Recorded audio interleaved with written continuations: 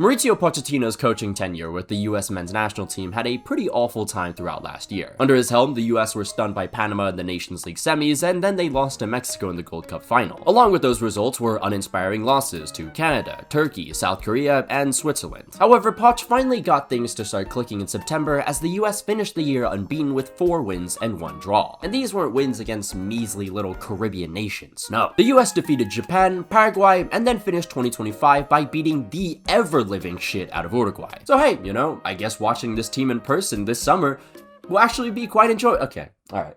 I don't have to do any kind of lead up or any kind of like silent pause for you guys to know that the ticket prices are insane.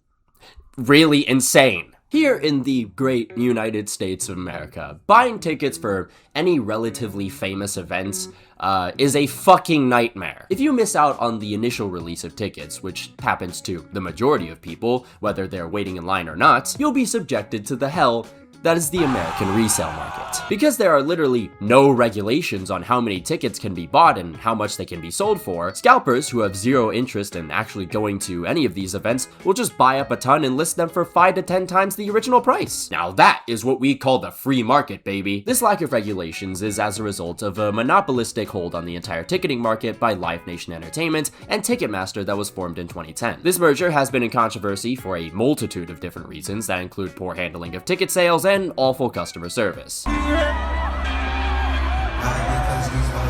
There's even been deaths at venues, allegedly because of them, and yet it took a fucking Taylor Swift tour for the US government to actually do something. FIFA saw all of this and said, well, that's not fair. That should be my money. So they created their own unregulated resale market. But get this, it's global now. Non-profit organization, by the way. I already made a video about the ticket prices like a month ago, so if you watched that video, you probably remember how insane the prices were. But if not, I'll give you a brief rundown of some of the prices. The cheapest ticket for the US or Mexico's opening game was over $1,000, Canada over $900. However, that is now up to $1,600. And because of FIFA's dynamic pricing nonsense, ticket prices for any games consisting of Messi's Argentina and Ronaldo's Portugal saw prices rise over 300%. The cheapest ticket for Portugal vs Colombia was $265. Mind you, that is a seat in the nosebleeds. And also, that same amount of money would have gotten you close to the pitch in any other World Cup. And you might be wondering, I mean, this is Messi Ronaldo's last dance probably. How much to see them up close? You know, just a measly $700. Now going back to the present with FIFA opening their own resale market, the prices are so bad that it's kind of just comedic at this point. How bad can it get, Maxwell? Well, you know, the cheapest ticket listed throughout any game right now is $234. Now remember, not too far off the $265 for Portugal Colombia. You might be asking yourself, for what game is this for? What incredible, magnificent game that everyone is looking forward to? It's Saudi Arabia versus Cape Verde. Let me say that again. Saudi Arabia versus Cape Verde. No offense to Cape Verde or Saudi Arabia, but I am not spending what a family of 4 in America spends on average weekly on groceries to see Cape Verde versus Saudi Arabia. Also, just to kind of put this into even more perspective, this ticket costs more than the cheapest ticket you could have gotten at the 2022 World Cup final. Remember though, that's the cheapest game. Once around $140, the cheapest ticket for Egypt, New Zealand is now $400. Qatar, Switzerland's cheapest ticket is now $436. Tunisia versus the Netherlands is currently listed at over $450. Panama, Ghana is $550. Germany, Curacao, over $600. That's 30 more than a Gucci belt. Scotland, Morocco, nearly $800 for the cheapest ticket. Around the $800 price range as well is every single England game. If you want to see Brazil play Haiti, that's $857. Oh, but don't worry, Haitians, you can still go and attend your match for Scotland for $938. It just keeps going though. Argentina's games range around $900 to $1,200 right now, and keep in mind, once again, this is for the cheapest seat. Mind you also, they are playing Algeria, Jordan, and Austria. I don't care if Messi's there, they're playing Jordan, Algeria, and Austria. You know, with the same amount of money that you could see these matches, You could literally buy the new iPhone right now. I remember Colombia, Portugal, where you would sit in the nosebleeds for $265. Well, lucky you will now be sitting in the nosebleeds for over $2,250. That is almost $1,000 more than what the average person spends on rent in the United States. But fear not, guys, I have a solution. If you use code Macwell, you get a whopping $30 off a purchase that is more than $200. Now, if you thought this would satisfy FIFA's taste to fuck you in the ass, you are horribly mistaken. FIFA's non-profit, so they are not legally obligated to pay any kind of sales tax. Sales tax, by the way, is how cities make their money through all these kinds of concerts and sports events that they host in their area. But that didn't stop FIFA from still requiring people to pay 15% sales tax. The only difference here, all the money goes to them.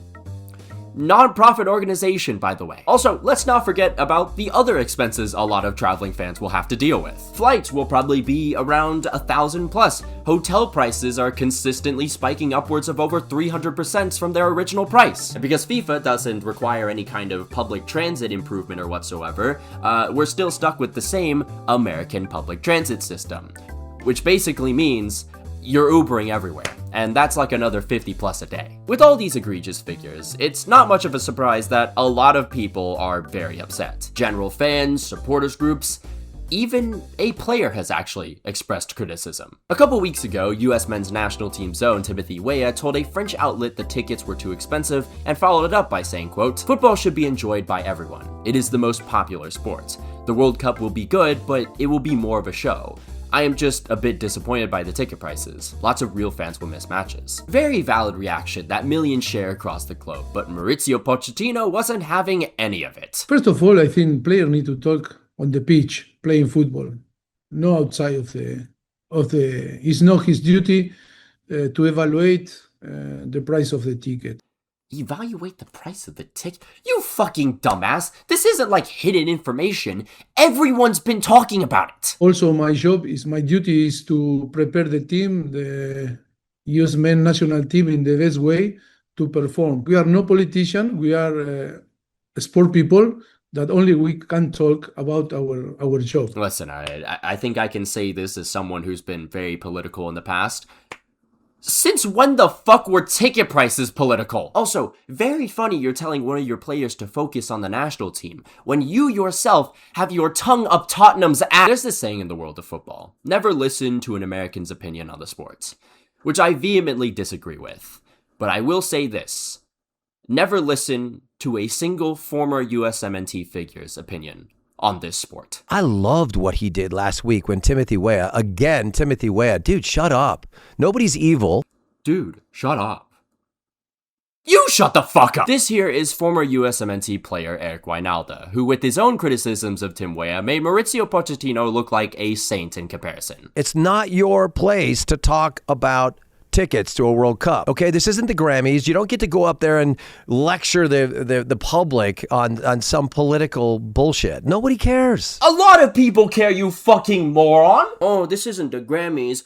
We don't want to hear what you think about the FIFA World Cup ticket prices. That's not your place to speak on it. Just put the shirt on, bro. Put the shirt on. Play for the badge. Shut up, bro. Shut up and dribble. Alright? We don't need to hear about your politics.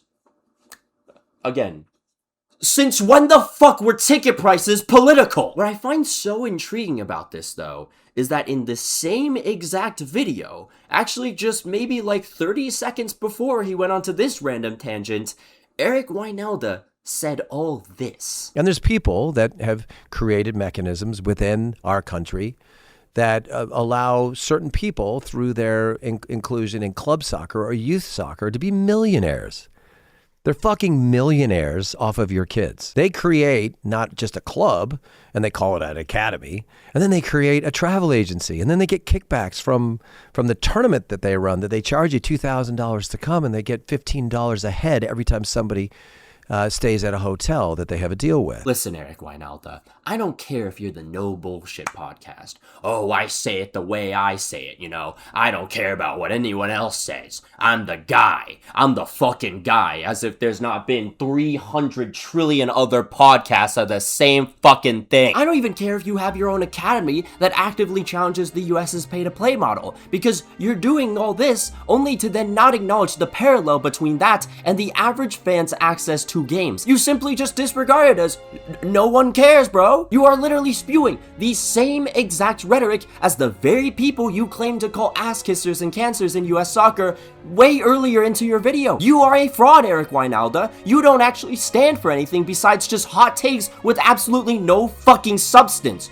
Oh, most of today's players would never be able to make it into the 94 squad. Shut the fuck up! No one has ever given a single shit! Going back to Eric's words, though, they represent the kind of mindset the majority of figures in the USMNT world have. No matter how deep or how against the system they claim to be, because they all benefited from the same hyper-commodification of the game here in the late 1990s, they're so far out of touch with the rest of the fan base in the US. I mean, to say no one cares, dribble the ball, when the cheapest ticket to see a World Cup game is $234 is fucking insane. This is only an American capitalism mindset, because no one runs a federation like US Soccer does literally anywhere else in the world. There's a whole lot more that I want to add to this part of the video, but I'm actually going to save that for a more meaningful project that I have in the works right now. But before any of that can even come out, I still need to have coffee with the historian, so just be patient with me. But what I will say is this. I've already said this many times before, but I refuse to pay this much money to go see a World Cup game. I am in a lucky position where I actually can go to a game, but I don't want to. This is not me trying to say I'm a better person or anything like that. I literally have no passion to go to a World Cup game. This is a tax write-off, and I still don't want to do it. You can call me a fake fan or whatever, but I really don't think it's worth it, even if it is a World Cup match. There's a lot wrong with this tournament. No shit, Maxwell.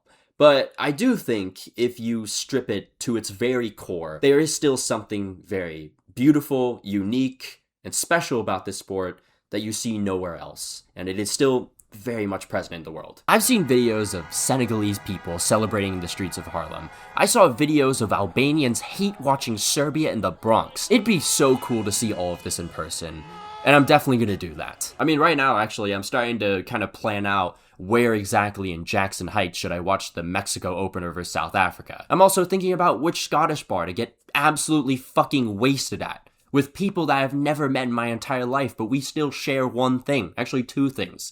Love for Scotland and a love for football. And as much as I have beef with Argentinians sometimes, I've also heard that Argentinians don't like me that much. There's a whole ass Boca Juniors restaurant that I want to check out during one of their games, because I think that's just really fucking cool. That's the whole core of what this sport, what this tournament is supposed to mean. Because for me, I really couldn't give less of a fuck about simply being in attendance, because this sport's wide variety of culture is what I love most about this game. And listen, I know I could be doing a better job of documenting this kind of stuff, but I am only one guy writing all this stuff with two different editors.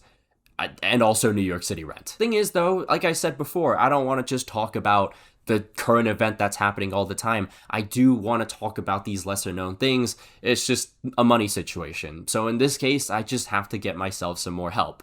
And that's a big step I gotta take, and I'm slowly approaching it with more editors and whatnot. But for right now, you just gotta watch me dog walk FIFA every single week. But what do you guys think about this whole situation? Le free market or Le French Revolution? Let me know down below. But of course though, a massive shout out to all our members, including Janos Balas. Am I before Janos Balas? Sorry brother, but Janos Balas will always be at the top of these lists. Sayu 7, Jayamaya Owusu Ajamang, Django, Anazir Makalangkam, Alex Rod, Kentra Gatra, Saint Terran, Sylvia Citrus, Cheesebait, Winder Gel, Finn Likes Rugby More, Davox, The Porter Geyser, Wise Orange, Polar Protos, Fun Fan, A Ghostly Owl, Tony Wolves, Leakstab, Matanai, Apollo, Thrilling ADT13, Los Milos, LeJames Braun, Vecino, Napside, Money Cash Hose, Quantavious Pork, Lilia Lover, Student Monk, Red Yellow, Fuxi, MX Stan, Harry Maguire's Left Toenail, Blaquito, Thierry's Thoughts, Kev C, Dominic Griffin, Kyler Kress, Mohammed Altanib, Nish, Patrick Barley, Rashford God5, 5, Raspberry Ale, and Unbroken Persona. If you'd like to become a member on the channel, there'll be a link down below and up in the annotations. You can follow my Twitter if you want, follow my Instagram if you like, follow my Twitch. I will unfortunately be missing the first 2 Champions League games for Arsenal because I will be in Japan, or maybe I can figure out a way to actually stream that, but we'll figure that out later. But until then, I'll see you guys. I actually lied. I lied to all of you. I will be spending over $2 trillion on Saudi Arabia, Cape Verde. Let's go, baby. Let's go.